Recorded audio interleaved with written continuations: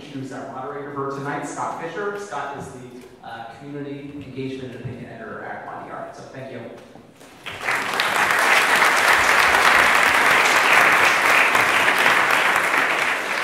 We'll start with a 1-minute opening statement by each candidate. The order was chosen by drawing.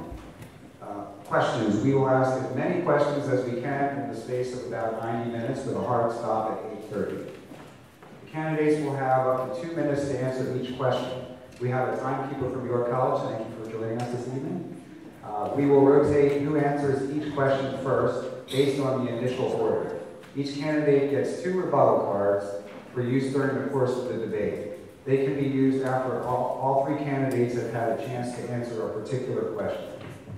And finally, we'll have closing statements, 2 minutes for each candidate. Now, a brief introduction of our candidates in alphabetical order. Incumbent Mayor C. Kim Bracey is a native of New York who was first elected as mayor in 2009. She previously served as director of the Department of Community Development and was the executive director of the South George Street Community Partnership. She is on the ballot as the Democratic nominee. Michael Helfrich serves as president of the York City Council. Until recently, he served as Lower Susquehanna's riverkeeper. He is on the ballot as the Republican nominee. David Moser is a member of the York City School Board. He is on the ballot as the Libertarian nominee. Okay, so we drew straws, and David will be going first, and we'll rotate from there. Thanks, David. Thank you. Everybody hear me? All right. Okay, let's start. Looks like I got 2 minutes. My name is Dave Moser. Been a resident of York my entire life. See, 1 minute. 1 minute? Just, yeah, 1 minute. Oh, 1 minute only statement. All right, well, very quickly, I've been a resident my entire life here in York. I currently sit on York City School Board. I've been a member for 2 years now. In that time, we've definitely done some good things. We brought you a Steve Academy, we reopened Smith, we put the budget back into black. These are all things that I think need to also happen at a citywide level, and I'm prepared to put myself out there to do it. That's it.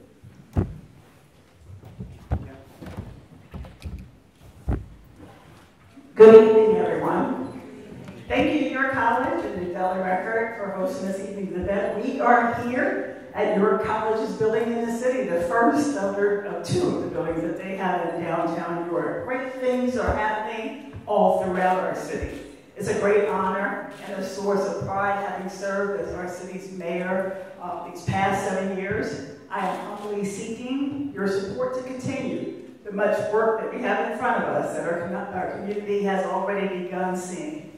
For the first time in decades, our city's population has increased and turned a corner. Our credit rating was upgraded, a first in many years. One need only walk throughout the city to see millions, literally over $150 million invested in all quadrants of our city. Safer neighborhoods, stable finances, economic development for all are the reasons why I am running again.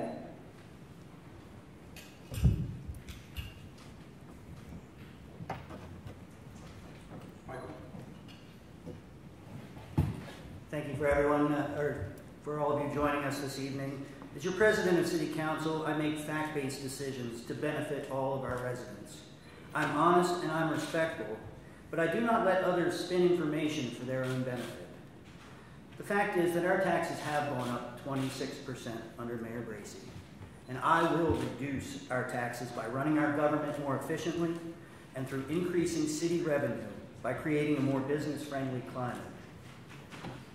I cannot agree with safer neighborhoods. Our violent crime is up 28% in the last year, from 2015 to 2016. Our murder rate is up 38% this year, and it's only October. I'm committed to increasing police presence in our streets. We will build strong relationships between our citizens and our police officers, and I will lead initiatives that engage and empower our children, help employ our residents, and strengthen our neighborhoods. Beyond this, I commit to showing up when you need me and answering you when you call. Thank you. Okay, let's start with our first question, and Kim will answer first. The budget for the current year had a tax cut for property owners, but it also included increased sewer and trash fees. What steps need to be taken for next year's budget to cut property taxes without a corresponding increase in such fees? Please be specific. What costs would you cut and what new revenue sources would you tap? Thank you. First of all, the City of York's budget for 2018 is on track to see yet another property tax reduction of 4%. We have a plan, a solid plan, Vision 2020 is what it's called. We have these in City Hall, and you're welcome to see them. Stop by and get them. It's outlined. It clearly tells you our steps. Fall of 2008 brought a global and unprecedented recession to our small city like it did across the country. Our economy has improved. Confidence in our city continues to grow as well. And we are reducing costs. As far as new revenue streams, we're a city of a structure of the state. New revenue streams are far and few between across the state. We would obviously welcome and continue to welcome any new businesses into the City of York that can help us build our tax base and have more revenue. But there's not new revenue streams that anyone can just miraculously draw out and have in the city. We did increase sewer refuse fees aligned with the contract that we have for our refuse and also for the infrastructure needs in the City of York. Our sewer infrastructure is a very aging infrastructure and it constantly needs to be upgraded. And those costs were associated with that. We continue to try to address all of our needs with the few tax dollars that we have, and we'll continue to do that in 2018 and beyond. Thank you. Michael? Yes. Yeah, let me say that I do give respect to our administration. We are expecting a 4% tax cut, and that is good. Oh, you can't hear me out there? Sorry. We are expecting a 4% tax decrease, and I absolutely respect that. But I think we can do better. I've seen over the last 4 years that we are hiring new positions. We are creating new positions, and each of those full-time positions has healthcare benefits and has pensions that will go on for the next 50 years. These aren't just taxes that we are paying, these are taxes that everybody into the future is paying. I think we need to hold a line and not grow our government. We need to make sure we can only spend what's in our pockets. We can't go anymore. We cannot give anymore. Every time we hire somebody new, more goes out. If we want new people in our government, we have to find positions to cut. I believe that we have positions that we can cut. I've reviewed the budget. We do need new businesses, and that is where our revenue stream needs to come from. But we in the city government need to do the things to bring those businesses in. Right now, I am hearing stories, unfortunately, of people not getting their calls returned. I have presented in the past to Mayor Bracy with Councilman Nixon plans to, or actually a process to improve our customer service, to improve customer response, so that people that do want to bring business to our cities, they get answered immediately. And finally, I've been consulting with a grants expert that says we're not doing everything that we can to get all the grants that are out there. There's so much more that we can do for community development, and also even our police force. There are more grants out there that we are not yet tapping into. Thank you. David? Thank you. I want to broaden my answer to a little bit more than just next year. Overall, the city is not capable of sustaining where we've been, much less can we expand and grow at this point.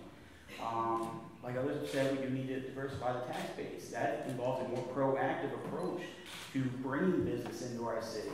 That's as much reaching out as creating a more friendly environment for business. That means opening up vending. That means opening up food carts. That means reaching out to various industries from permaculture, urban food growing, to I have people interested in bringing right now a dirt track to York City. Give our children, our youth, and even those older an opportunity for some place to participate in their habits legally and safely get them off the streets. And that too is a needed throughout the county. It will bring business. Otherwise, my goal is to start exploring the option of reinvigorating neighborhood associations.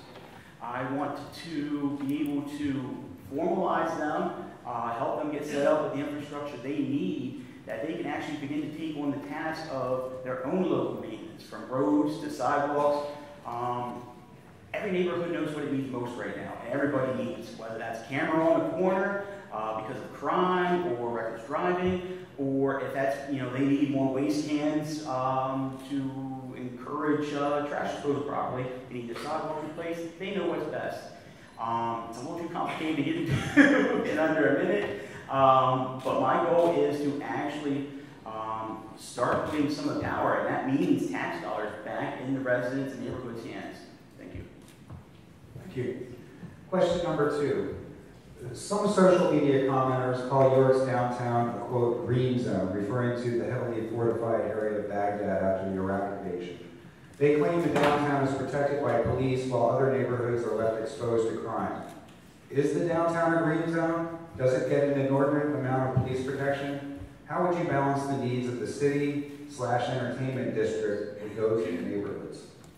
Michael, you're first. Yeah. I have seen that yes, we have police presence. We have good police presence in the downtown area. I think there's also, though, a problem where we have so few police officers out on the streets that all of us feel that we don't have a lot of police officers in our neighborhoods. We need to do more to increase the number of police that we have, and some of these grants that we've been looking into will actually allow for that. I think there is another side of this too, and that is that the downtown does not feel to some people like it's a downtown for all of us. And we need to work a lot harder to make sure that we are incorporating things that all of us in the city want in the downtown, so that all of us come downtown. You know what makes a safe place? When more people are there. The more people that you get there, the safer it feels. Do you know also that people that feel invested in the downtown will also they won't feel separate. I mean, this is a question about separation, is what this is. This is a question about people feeling like they're being treated differently because of the downtown. And while there is success in the downtown, for people to not feel that way, we have to get out and make sure that there is success in the neighborhoods. Then I don't think a question like this will come up. Thank you. David? Ready? All right. This is a very valid issue. It's an issue that I've been addressing for 10 years now. You look at what goes into our downtown. It's not meant for the 44,000 residents of this city. It's meant for a select few, and many of them are brought in from outside the city limits. And I have no problem with this being a destination spot for some, but we gotta not forget that we serve an entire community. We got so much trouble. We've turned Central Market upside down to cater to a few. We've turned downtown upside down to cater for a few, and a lot of our tax dollars have gone toward it. I'm looking at the rest of the city, and I'm thinking, yeah, we got some low median incomes, but people are still buying groceries, people are still buying clothing, they're still buying, household necessities, and they're all going out to Walmart to do it. We're failing at this point. We are failing. We are bleeding what little money we have out of this city faster than we can ever hope to attract some back in. Now, of course, I don't think it's government's place to start building supermarkets or start, building the various supply stores, but we sure can definitely be more friendly as far as accommodating those businesses. We can loosen up on our zoning. I mean, most of our city has no zoning for these kind of necessities. People walk in the city. People are enjoying the opportunity to walk downtown, and that's great. But residents of the city need to be able to walk to the local market as well. They need to walk to the local watering hole as well, quite frankly. We've shut down too many establishments in the city trying to free up those liquor licenses for a few. We need to diversify our interests, and as mayor, I very much will not get in the way of whatever's been going on to this point, but I will definitely be working to accommodate everyone else and getting up to speed. Thank you, Kim. We have police officers throughout the city of York, and there are neighborhood enforcement units, is what we call them. There are actually 4 of them, specific neighborhood enforcement units. They are downtown, they are in the West End, they are in the South End, they're throughout the city of York. We probably could use more police officers. They are full-time employees. There are costs associated with that. No one has really quite figured out what the right number of police officers are for a city of our size. But obviously, we all would like to see more. And we try to fill positions as we can and bring in new officers as we can as well, too. Given the constraint that we have, the City of York's public safety budget is 67% of our general fund. 67% of our tax dollars goes towards public safety, police and fire, pensions, and all the costs associated with them. That doesn't leave a whole lot of room for much other activity in our city. But we do have police officers throughout the city of York. We also do what we can to strengthen our downtown so that it is a place for everyone. In fact, we would put in a plug real quick. We're having a diversity minority forum, October the 30th, for people to learn how to do business with the city of York, with the school district of the city of York, with those governmental entities, so they too can start their businesses throughout the city of York. So that's not the first time we've had that. We have these different sessions for people to become more engaged and feel like they are part of all that's happening in our city. So we will continue to work to address public safety as we can. It takes all of us, though, with public safety in mind to have a better community. So we'll continue to work with them. Thank you. David, I'm going to follow you're going to use it? everybody's stuff. Yeah, I know it's early, but I'll play my card. My concern is that we have hired other individuals. We've hired somebody in economic development. I know that they have left us now, but that's a position that could have been a police officer. We have people in communications that we are paying a good amount of money. That could be a police officer. We're not doing enough. We're not doing good enough. We're not making the choices. If public safety is everyone's top concern, which I think it is, you know, when the tax bill comes, then taxes are your top concern. But the rest of the year, public safety is your top concern. And we need to, when we're looking at that budget, every time we need to make that our top concern. And I'm not seeing that done right now. Thank you.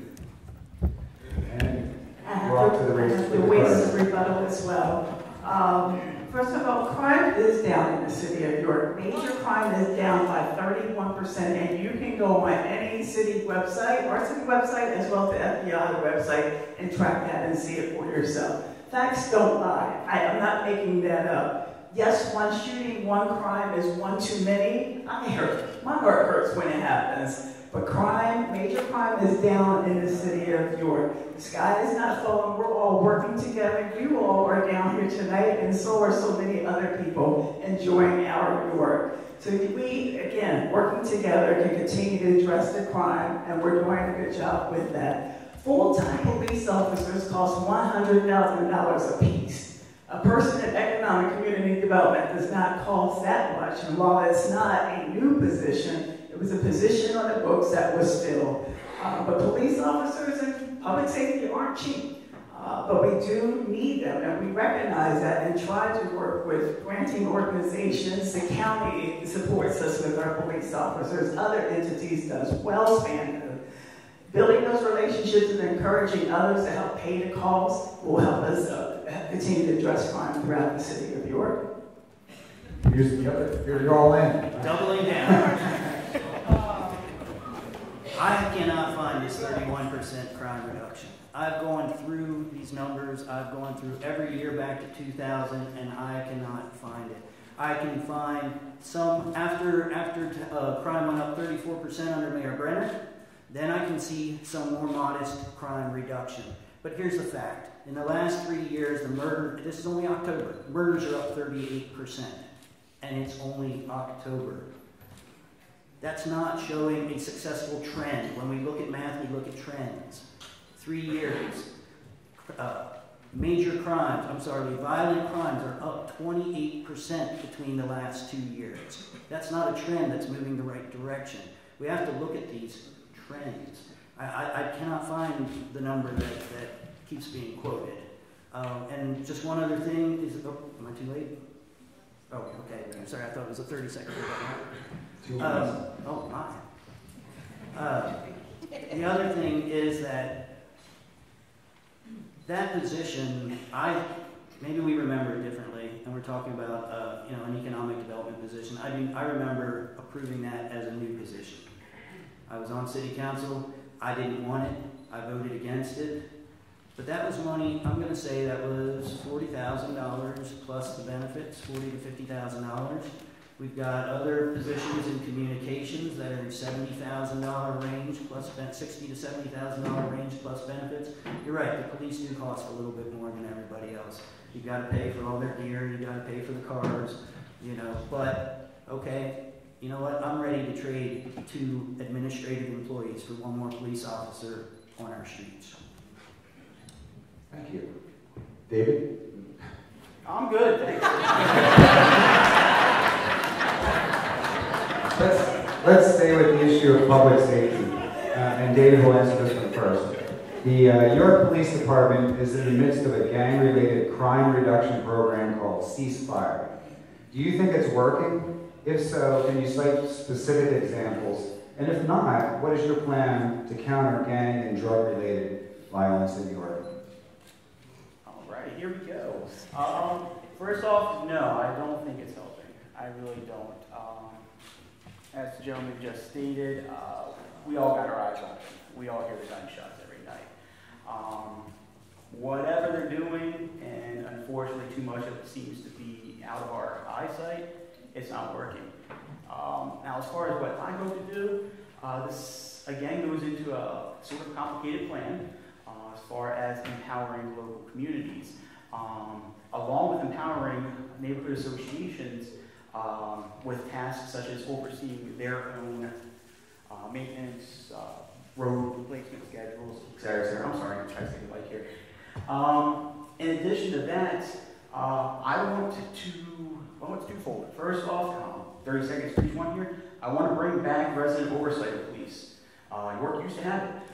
Some of you here might remember. I think that's very important. We don't have trust between our police and our community right now. That lack of trust you can't replace with 10, 15 cops. We need to rebuild that. And I think having oversight of the police department is going to assist us in doing so. One, it's going to validate those good cops that we do have. I think that's important. We need to know that we got good cops. Second of all, it's going to allow us to, in time, identify where we need to work as far as internally the department. Now, for my last 30 seconds, again, with the empowering neighborhood associations, along with that, it's going to be real for the first time in a long time community policing. I want to see individual officers known in specific communities. I want them to have direct points of contact with those responsible for the neighborhood associations, that they can be reached quickly, or they can be reached casually to discuss things that aren't necessarily emergency. And I believe between the two, that's going to much better improve crime rates in the city. Thank you. Thank you. Kim?